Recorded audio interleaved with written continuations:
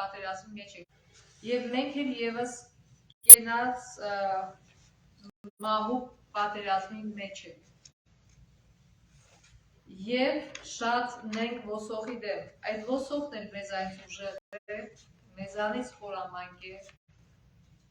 Այսինքն մարդկային տեսակետից մենք պիտի որ պարտվենք այդպես է, որտեղ մեր թշնամին մեզանից ուժեղ է, բայց փառք Աստծո, որ մենք ստիպված չենք պարտվելու, այլ հակառակը կարող ենք հաղթել, ինչի, որովհետև Հիսուսը արդեն հաղթել է իրեն։ Թեպետ մենք Իրանից թույլ ենք, թեպետ ճշմարիտ հավատացյալները փոքրամասնություն են, բայց Հիսուսով մենք հաղթում ենք եւ կարող ենք հաղթել։ Որքան էլ որ սատանայի հարձակումները կատաղի լինի։ Եվ Աստվածաշնչի վերջին գիրքը Հայտնությունը, այդ գրքի թեման հետևյալն է. Հիսուսը հաղթում է, սատանան պարտվում է։ Եվ կարևոր մասը այս պայքարի ներկայացված է Հայտնություն 12-րդ գլխում, որը մենք ուսումնասիրենք այս շաբաթ։ Կարդանք Հայտնություն գրքի 12 գլխի 7-ից 9 համարները, եթե բացել եք, ով որ բացի։ Երկնքի մեջ պատերազմ ծագեցավ, Միքայել ու հրեշտակները վիշապի հետ պատերազմեցան։ Վիշապն այդ հրեշտակները պատերազմեցավ, բայց չկրցան դեմ կենալ, երկնքի մեջ էլ տեղ չգտնվեցավ անոնց համար։ Ուստի վար ձգվեցավ մեծ վիշապը այն առաջվան օձը, որ բասարկու ու սատանան կոչվի բոլոր աշխարհը մոլորեցուց, իր հրեշտակներն իրեն հետ վար ձգվեցան երկրի վրա։ Դեր 7-ից 9։ Okay. So, այստեղ նկարագրվում է, մենք էլի խոսել ենք այս մասին, թե ինչպես է ծագել բարու եւ չարի պայքարը սատանայի եւ Աստծո միջեւ։ Սատանան ուզեցավ Աստծո տեղը գրավել եւ ամբոստացավ Աստծո իշխանության դեմ, համարելով նրան անարդար, բայց ինչ տեղ ունեցավ, Աստված նրանց, այսինքն ամեն մեկը ընտրություն արեց, հրեշտակներից ամեն մեկը ընտրություն արեց, արդյոքում է ուզում ծառայել, ում հետևից ուզում գնալ, սատանայի թե Աստծո։ Եվ մենք գիտենք, որ Աստված ոչ հրեշտակներին, ոչ այլ արարածներին, ոչ մեզ չի ստեղծել որպես ռոբոտ։ Ինքը մեզ տվել է ազատ ընտրություն։ Եթե ինքը մեզ ստեղծել ռոբոտ, ուրեմն այս կյանքում չէր կարող լինել սեր կոչված զգացմունքը, որովհետև սերը այն չի, որ պրոգրամա ես դնում մարդու մեջ, ծրագիր ես դնում եւ ինքը սիրում է։ Դա չի։ Սերը կախված է մեր ընտրությունից։ Չես կարող սերը գնել, չես կարող սերը ստիպել, այդպես բան գոյություն չունի։ Երկը երկերի երկեր գրքում ինչ ասում, ասում ով որ ուզենա սերը գնել,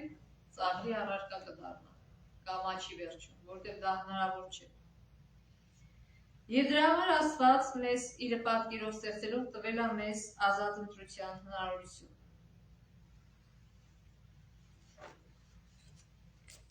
Եվ ինչպես վարվեց սատանան։ Ինքը վարվեց եսասիրաբար, մեծամտաբար եւ հպարտորեն։ Եվ երես թեքեց Աստծուց։ Եվ մյուս հրեշտակների առջև էլ նույն հարցը ծագեց, եւ ցավոք 1/3 հրեշտակների հետևեց սատանայի օրինակին, եւ հետեւաբար նրա հետ միասին դուրս քշվեց երկնքից։ Եվ ոչ մեկ չեզոք չմնաց։ 1/3 սատանայի կողմն էր, 2/3 Աստծո կողմը։ Եվ հիմա էլ մեր կյանքի պայքարում չկա չեզոքություն, չի կարող լինել։ Եթե կամ մենք Աստծուն ենք ընտրում, կամ էլ սատանային։ Ղուկաս 11:23 ասում է, ով որ ինձ հետ չի, իմ դեմ է, ով որ ինձ հետ չի հավաքում, ուրեմն սփռում է։ Հիմա մեր առջև էլ է այդ ընտրությունը կանած։ Արդյոք ում է պատկանում մեր նվիրվածությունը, երկրպագությունն ու հնազանդությունը։ Սա եղել է բոլոր ժամանակների բոլոր մարդկանց առջև դրված խնդիր եւ վաղ թե ուշ նրանք ստիպված են եղել ընտրելու։ Եվ մենք այնուամենայնիվ շատ բարի լուր ունենք Հայտնություն 12-րդ գլխում նկարագրված այս հակամարտության շրջանակներում Քրիստոսի տարած հաղթանակը։ Ուստի մեզ այս պահանջում է ընդհանրապես մի բան, որ մենք կանգնենք հաղթող կողմի կողքը, այսինքն Հիսուսի դրոշի տակ կանգնենք։ Ուրեմն, երբ որ եկեք կարդանք Հայտնություն գրքի 12-րդ գլխի 4-ից 6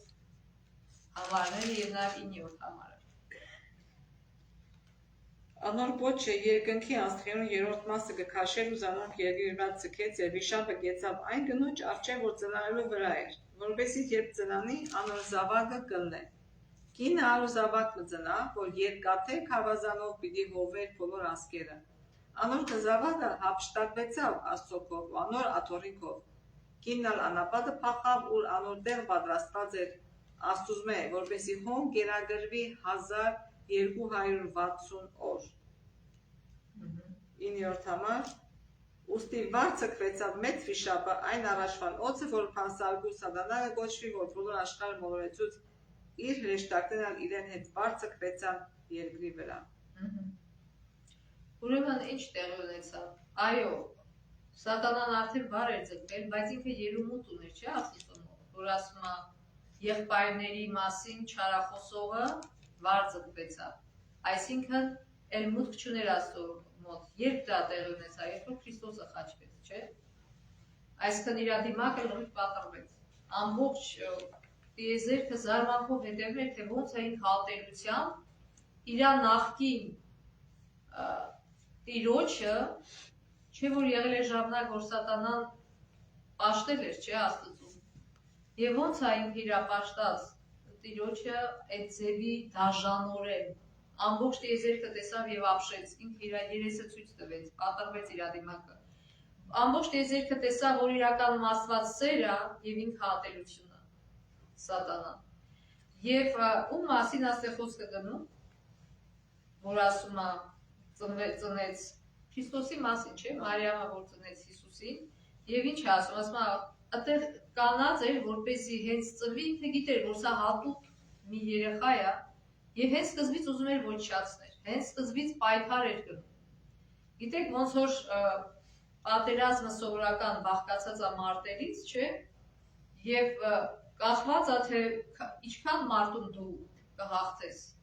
Դրանից էլ վերջնական հետևանքն է կախված պատերազմի։ Նույն ձևի հոգևոր պատերազմը, որ մղվում էր Հիսուսի դեմ, հավատացյալների դեմ, բաղկացած է մարտերից։ Եվ Հիսուսը լավ լուրը ինչու՞մն է, որ Հիսուսը բոլոր մարտերում հաղթեց։ Եվ սկզբում, հենց սկզբից Աստված իրան պաշտպանում էր, հրեշտակը երևաց Հովսեփին եւ ասեց, գիտեք, պիտի փախչեք Եգիպտոս, որովհետեւ Հերովդես ուզում է ոչնչացնի։ Եվ փախան, եւ հետո երբ որ Հիսուսը անապատում ծոմի մեջ էր, նորից հարձակման ենթարկվեց, Փառք Աստծո, Հիսուսը կարողացավ նորից հաղթել եւ ինչ եղավ, հրեշտակը իրան եկավ օգնության եւ ծառայեց իրան վերջին փորձությունից հետո։ Եվ նաեւ հրեշտակը ծառայեց իրան որտեղ Գեթսեմանի այգում, չէ, երբ որ ինքը այդ վիճակում էր։ Այսինքն Փառք Աստծո, որ Հիսուսը հաղթեց ամեն մարդուն եւ այտենց դրվագով չի անցել, որ մենք կյանքում ունենք, որ չի հաղթել։ Եվ այդ հաղթանակը մեզ է պատկանում, եթե մենք ընդունենք այդ հաղթանակը։ Երբ որ մենք ընդհանուր հավատում ենք, որ Հիսուսը այս աշխարհի փրկիչն է, Հիսուսը եկել է խաչվել է, դա բոլորովին տարբեր է, երբ որ հավատում ես, որ ինքը քո փրկիչն է, որ ինքը եկել է քո համար խաչվել, որ քեզ մաքրի, որ քեզ արդար սարքի։ Անձնական ձև։ Իսկ հետո երբ որ շարունակում է, ասում է, որ կինը փախավ անապատ այս անգամ ինչ կնոջ մասին է խոսքը գնում։ Եկեղեցի։ Այ որտեղից գիտենք Եփեսացիներին են ինչ ասում։ Համեմատում է եկեղեցին կնոջ հետ, չէ՞։ Այո։ Ասում է սիրեք, Ամոսներին ասում է սիրեք ձեր կանանց ինչպես Քրիստոսը սիրեց եկեղեցին եւ իր կյանքը նույնիսկ տվեց եկեղեցու համար։ Եվ նաեւ Սաղմոսներ երկրորդ գլխի դու Եփեսացին ես 60 Սաղմոս ջան։ Բացեմ թե չէ։ Չի կամ Սաղմոսները Էդի կարճ ասեցինք ինչի մասն էր, Սաղմոսներ երկրորդ գլուխ 7-ից 9 համարը։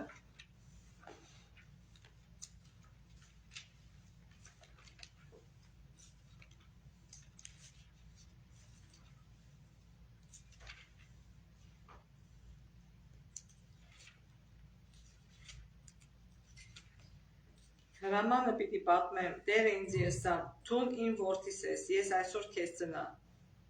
Խնդրե ինձ մե ու հեթանոսները քեզի ժառանգություն պիտամ, ու երկրի ծայրը քեզի ստացված։ Զանոնք երգաթեք հավազանոն պիտի գոտրես, փրուտի ամանի պես պիտի փշես զանոնք։ Այսինքն ինչի մասն է խոսքը գնում։ Ճիշտ է, Հիսուսը հիմա սիրով մեզ ժամանակ է տվել,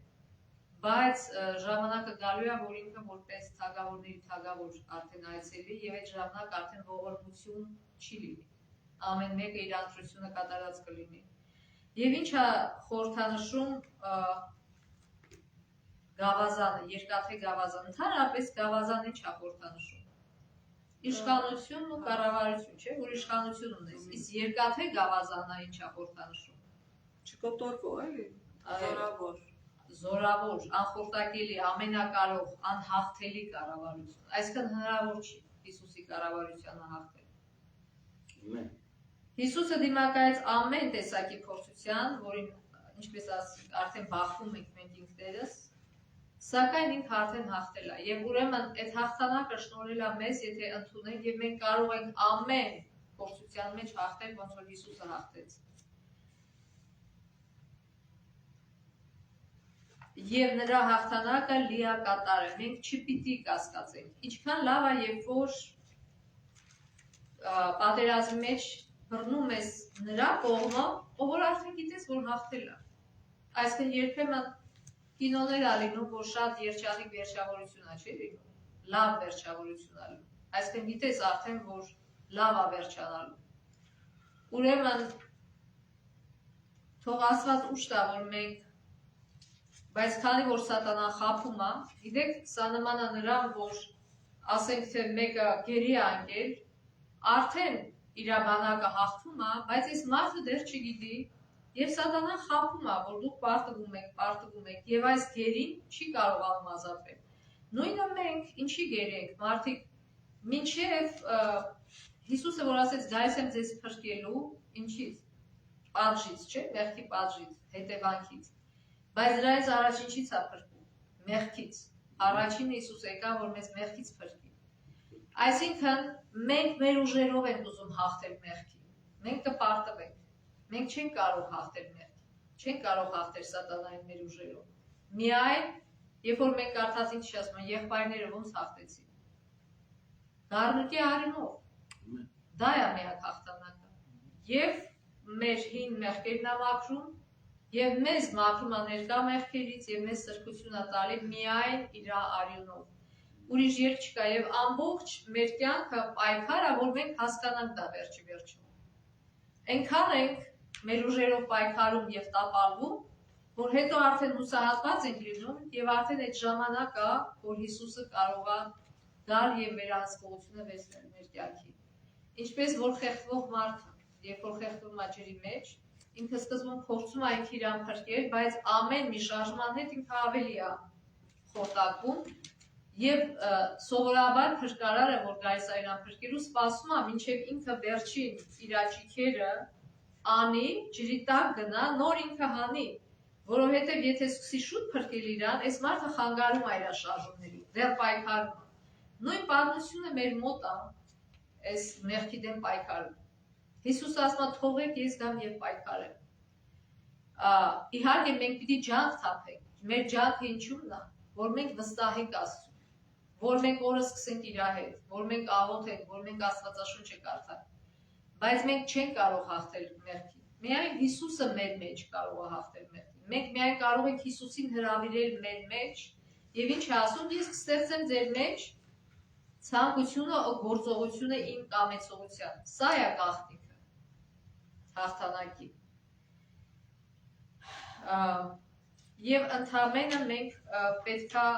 իսկ դրա համար ինչ է պետք, որ մենք մեր եսը դնենք ներքև, չէ՞, հասկանանք, որ մենք ոչ մի բան չենք կարող անել առանց Հիսուսի, ոչ մի բան չենք կարող անել առանց, որ մենք ոչ մի բան մեզանից չենք ներկայացնում, ընդհանուր մեղավոր մարդ ենք, բայց սակայն երբեմն դա տարիներ է տևում, որ մարդ հանդարտ ուզում է ապացուցի, որ ինքը լավն է, հետո վերջում տեսնում է, չէ, բան չի ստացվում, արդեն հանձնվում է։ Թող Աստված օգնի մարդկանց, որ ավելի շուտ հանձնվեն եւ ավելի շուտ հաղթանակներ տանեն։ Եվ մեր մի հարց կա, որ ոնց ինչպես գիտենք, որ մենք փրկված ենք եւ կամ երաշխիք ունենք փրկության, ինչա մարդ քանի որ ոչ թե իմ արդարությունս ունենամ, որովհետեւ Քրիստոսի հավատքով եղած արդարությունը ասում է հավատքով, այսինքն իմ մեջս չէ հավատք ունենալ նույնիսկ ասում է, որ Աստված է, որ մեջս կտնի այդ հավատքը։ Այսինքն հաղթանակի աղբյուրը Հիսուսն է, մեր մեջ չի, մեզնից դուրս է հաղթանակի։ Եվ քանի որ ես իմ վրա չեմ վստահ, բայց Հիսուսի վրա կգնամ վստահել, ուրեմն հանկիստ կգնամ նրան երաշխիքը, որ ես հավատքով ես փրկված եմ, քանի երաշխիքը իրեն վրան է։ Որտեղ ինքը իր հաղթանակը մեր երաշխիքն է։ Այո, քանի ինքը հավատարիմ է։ Խաղաղությամբ պիտի բարգին ու կնանամ, բազազիտուն միայն ով դեր, զիս ապահովությամբ կպնագեցնես։ Ամեն։ Լիովի վստահություն Աստծո վրա է։ Ուրեմն կարդանք Հայտնություն 12 գլխի 9 համարը։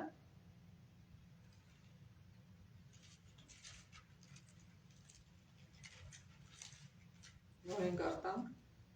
Ուստի բարձրացավ մեծ վիշապը այն առաջվանոցը, որ փանսարկու սարման գոչի, որ բոլոր աշխարհ մոլորեցուց։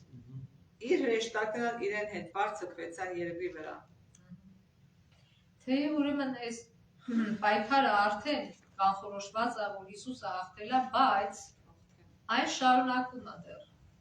Մենք այդ պայքարի բողում ենք գտնվում։ Ամեն մարդու համար այդ պայքարը գնում է։ 10-րդն է, եւ մեծ ցայն լսեց երկի մեջ, որ գսել հիմա եղավ մեր Աստծուն փրկությունը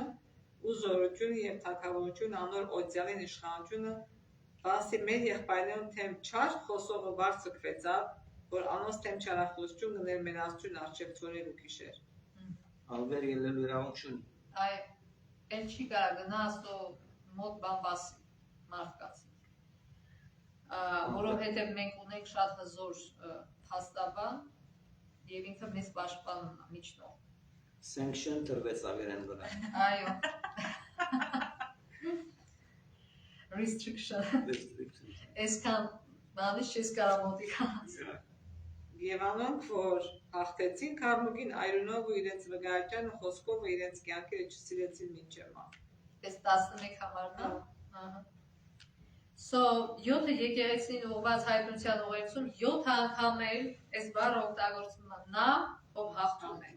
Եվ նաև այս 11 համարում օգտագործվեց եւ հաղթել բառը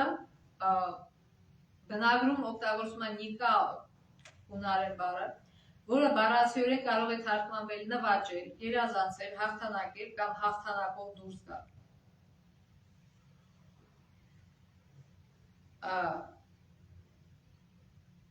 Ուրեմն նորից նշենք, որ այստեղ 11 համարում ինչ է գրած, որ հաղթանակը հնարավոր է միայն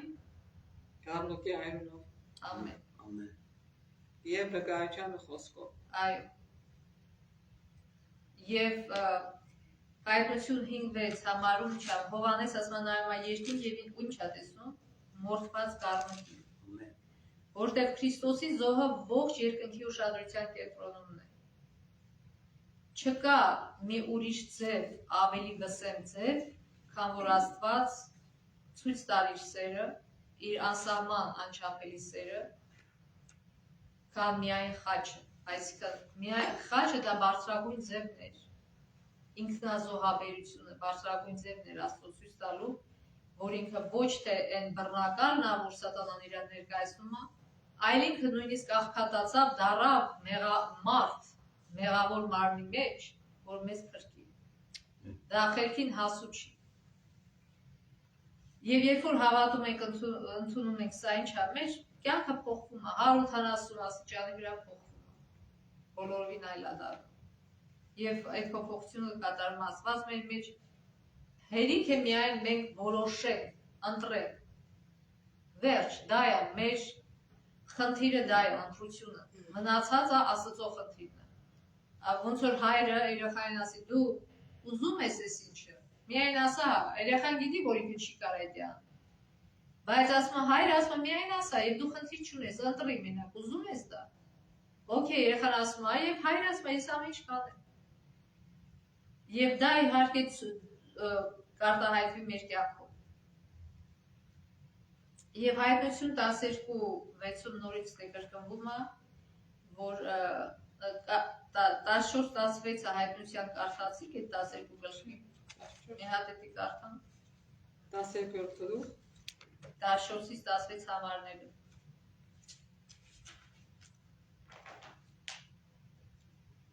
Այն կնոջ մեծ արձիվի երկու թևեր դրվեցան, որպեսզի անապատ իր դեղը թրջի օձին երեսեն, ուր պիտի կերակրվեր ժամանակներ ու կես ժամանակ։ Շարունակեմ։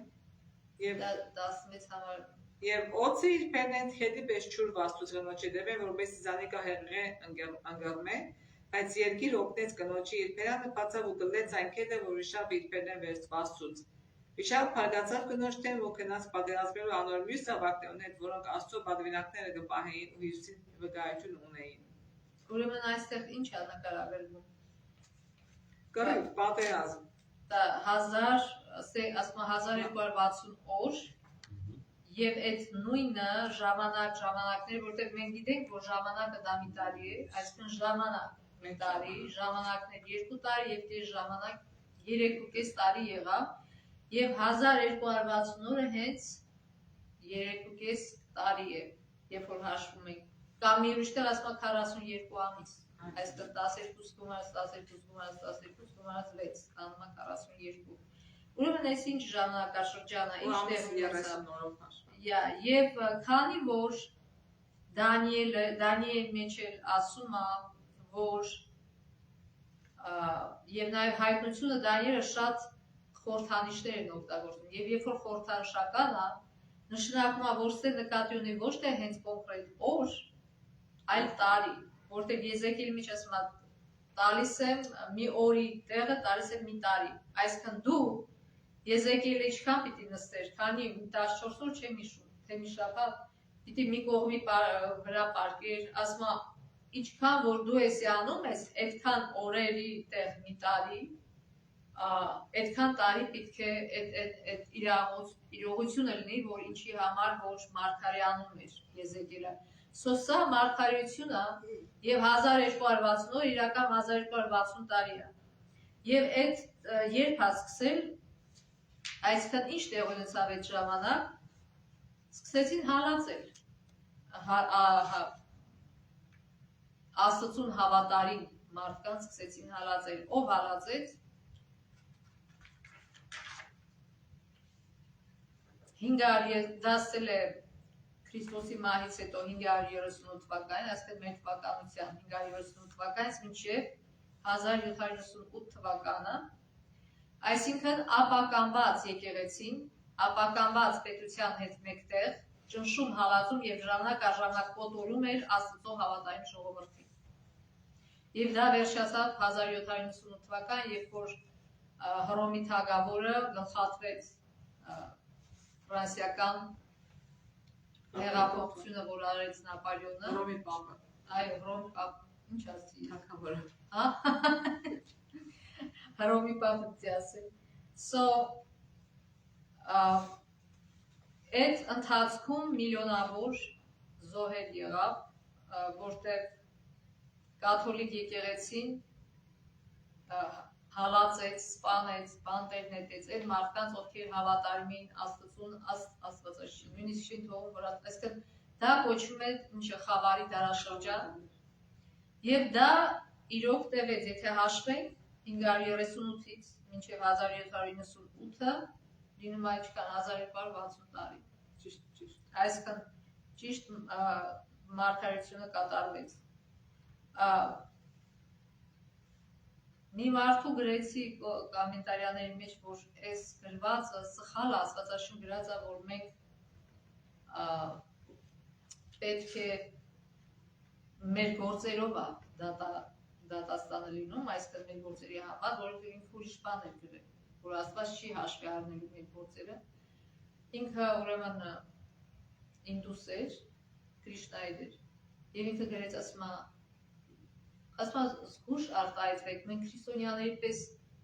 իրար չենք ուտում, պատերազմներ չենք անում։ Իհարկե, դեռ պատասխանեմ դրան։ Այսինքն, ով է պատերազմ անում, սուտ։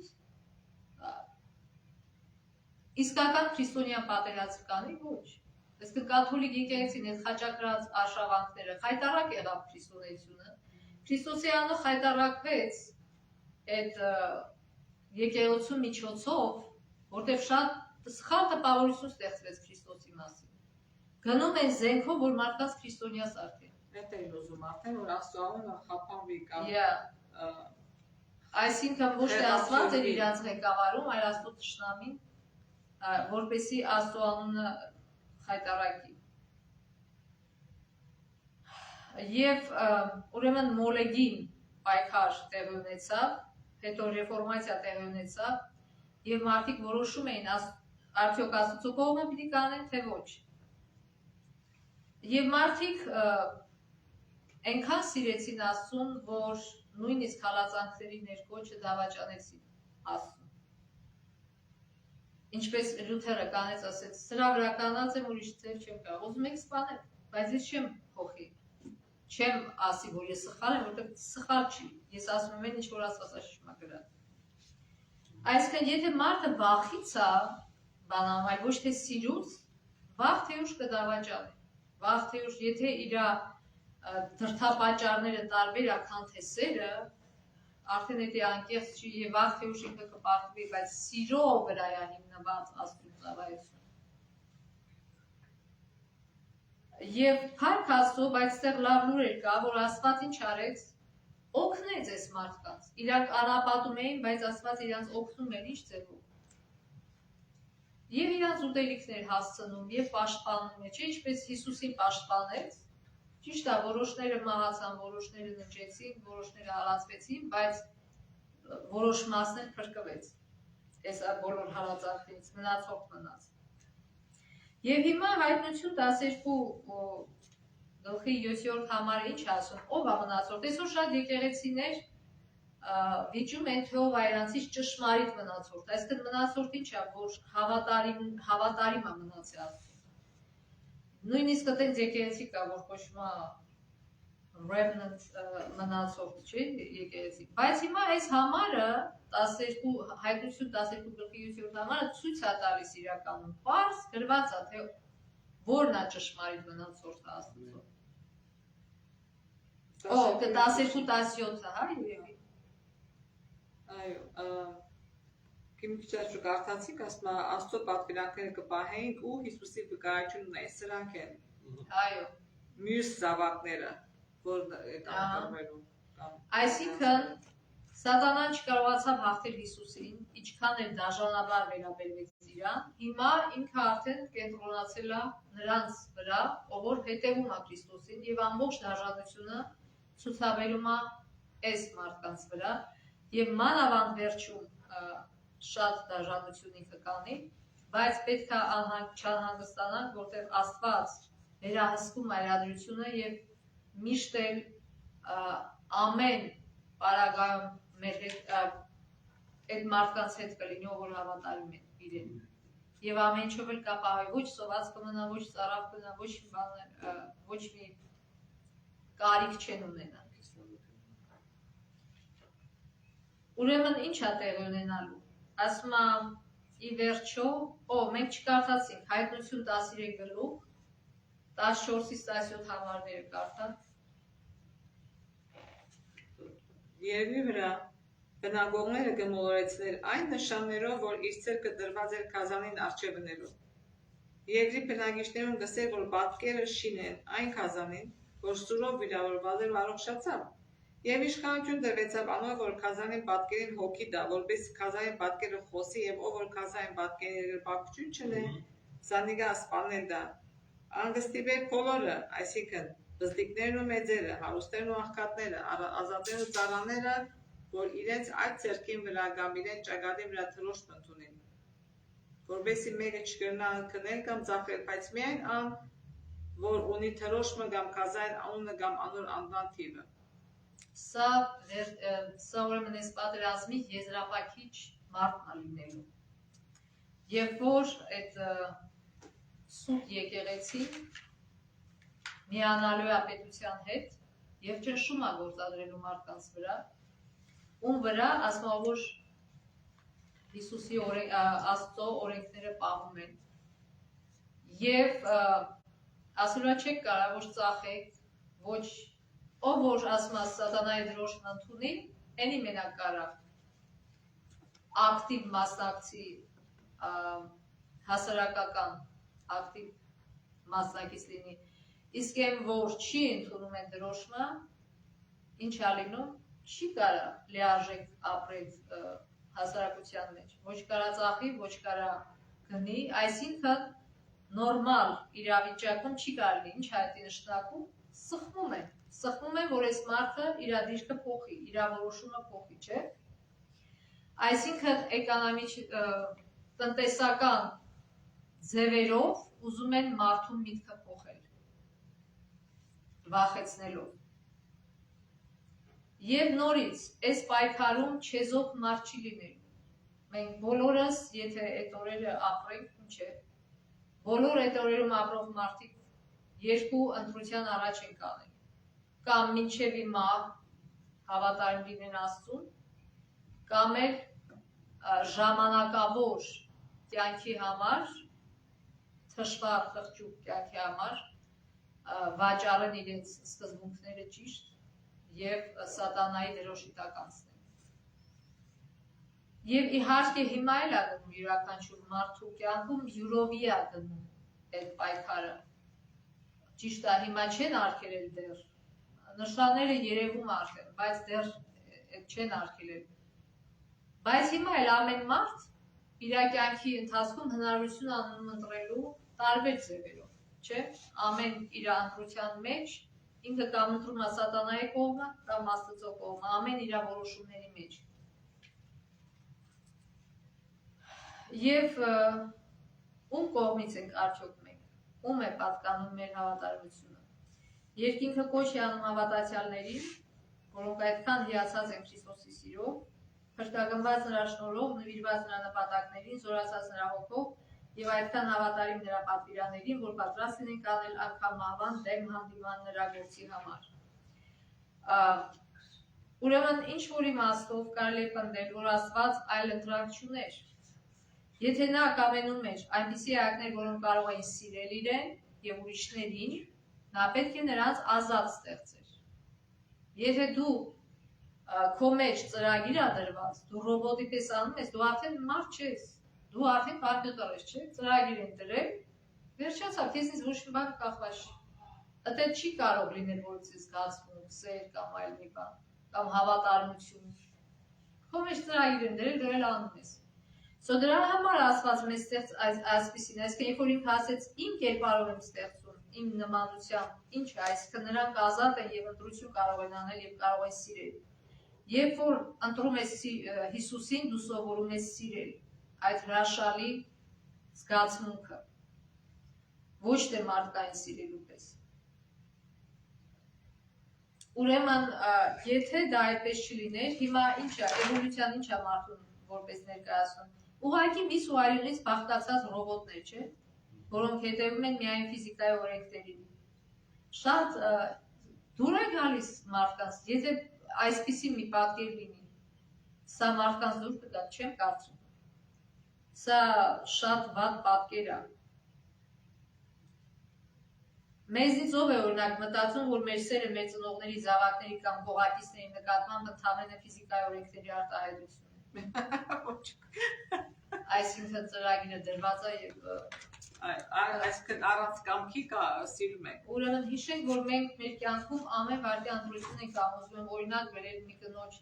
զանգել է, ուզում է իմանա իր 4 երեխա կարա կեսարյանով անի թե ոչ, եւ ուզում է իմանա, այսինքն իր վտանգավոր է թե չէ։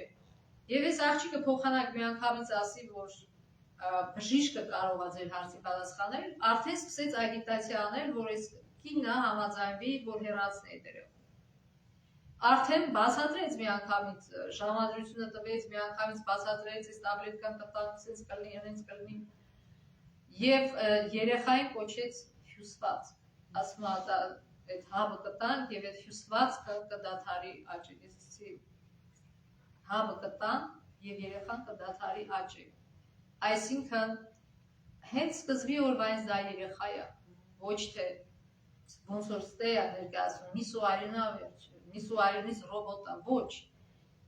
Էդի նույնն է, ինչ որ նշանակում է, եթե 1 տարեկան երեխան 10 տարեկան երեխայից տարբեր է, չէ՞։ Կարող է կարողանա չկարողանա խոսալ, կարող է չկարողանա քայլի, եւ դու ասես, ոչնչացնում եմ, որտեվ թերի է, քան թե 10 տարեկանը, չէ՞։ Հիմա այն էլ իր զարգացման շրջանում է, ոչ թե թերի է, այլ դեռ զարգանում է։ Մենք մեր ամբողջ կյանքում ենք զարգանում։ Այդ չի նշանակում, որ ես 10 տարեկան ինչ որ բան չեմ կարող անեմ, որ 20 տարեկան ան, ուրեմն վերջ, ես բանի պետք չեմ, ուրեմն ես մարդ չեմ, երեխա չեմ։ Այդ նույն բանն է գալիս։ Ոնց որ մի բժշկի մոտ կինը եկավ, ասում է ուզում եմ հեռացնեմ, որտեղ ես չի ծրագրել այս երեխուն։ Ասում է լավ, բեր հիմա որ խնդրեմ այն երեխուդ վերացնենք։ Դու կվերացնես, ոնց, այդ երեխեն ասում է, բայց նույն բանն է, էս էլ է քո երեխեն։ Եվ այս ասում է, ես ի վիճակի չեմ, ասում է ոչինչ, եւ ես բժիշկը օգնում է իրան, գումար է տալի, այն գումարը, որ հավաքել էր, որ իր համար ավտո գներ, այս կնոջն է տալի, որ այս կինը իր երեխային չսպանի։ Այսինքն այս կինը պիտի ընտրություն աներ։ Հարկած ու սկզբում համաձայնվեց, որ գնա այդ ժամադրությանը, հետո վերջում այս ամբողջ խոսակցությունից հետո ես աղոթում էի եւ վերջում լավ ասեց, որ ընտրությունը ձերն է, ես էլ նշեցի, որ ընտրությունը ձերն է, եւ այս ամեն ինչը խոսակցությունը քիչ-քիչ ազդել է իր վրա եւ երբ որ վերջում ստիպում է, ասում է, հենց հիմա պիտի ասես գալիս ես ժամադրության, թե չէ, անում ես թե չէ։ Ինձ ասեց, ես պիտի մտածեմ, ես չեմ կարող ժամադրությանը։ Չնայած սկզբում որ ուզում էր, այսքան Սուրբ Հոգին աշխատեց այդ կնոջ վրա եւ երբ որ մենք առօրյա ընտրություններ ենք կատարում, երբ որ մենք ասում ենք ընտրենք Հիսուսին, կանենք Հիսուսի դրոշի տակ, այլ ոչ թե սատանայի, ինչ է նշանակում, որ մեր առօրյա ընտրություններում այս կինը ընտրություններ անում ոչ միայն այս կյանքի համար, այլ իր հավիտենական կյանքի համար, եթե հակառակ ընտրություն այս ինչ է, սպանությունը։ Այսինքն ազդում է փրկության վրա, չէ՞, ամեն մի ընտրությունը։ Սա հիշենք եւ վերջում կարդանք։ Սիրո օրենքը Աստծո կառավարման հիմնականն է եւ բոլոր բանական էակների երջանկությունը կախված է դրա արդարության մեծագույն սկզբունքներին կատարելապես համապատասխանելուց։ Աստված իր բոլոր արարածներից փափագում է սիրո ծառայություն, որը բխում է նրա բնավորությունը գնահատելուց։ Նրան դուր չի գալիս ստիպված հնազանդությունը։ Դրա պատճառով բոլոր մարդկանց նա պարգևում է կամքի ազատություն, որպեսզի վերջիններս կամովին ծառայեն իրեն։ Քանի դեռ արարված բոլոր էակները ընդունում էին սիրո հավատարմությունը Աստծո արարած ողջ տիեզերքում կատարյալ ներդաշնակություններ տիրում։ Երկնային բանակի երջանկություններ իրականացնել իրենց արարչի նպատակները։ Նրանց դուր էր գալիս արտասորել Աստծո փառքն ու փառք տալ նրան, եւ քանի որ սերն Աստծո նկատմամբ վեր էր դասում ամեն ինչից, սերը միմյանց նկատմամբ ուներ վստահող եւ անեսասեր դրսեւորում։ Երկնային ներդաշնակության մեջ չկա տարաձայնության կաթիլ անգամ։ Սա նահապետներ եւ մարգարեներ գրքից էր 34-35 եւ վերջում ցած օրինակ բերենք, որ վերցնենք մի ընտանիք, որտեղ վախից են սիրում եւ հնազանդում իր ծնողներին, այսինքն վախից սիրելը ո՞րն է։ Եվ միտեղ, որ սիրուց են հնազանդում իր ծնողներին, շատ մեծ տարբերություն կա, չէ՞, այս երկու ընտանիքների մթնոլորտի մեջ, չէ՞։ Միտեղ, որ վախի, ստրկական վախի մթնոլորտ է, միտեղ սիրո մթնոլորտ է։ Այ ամբողջ տարբերությունը դա։ Սատանան միշտ վախի մթնոլորտ է ստեղծում։ Իսկ Աստված միայն ուզում է սիրո ազատության մթնոլորտին։ Թող Աստված օգնի մեզ, որ մենք կարողանանք սա անել։ Ամեն։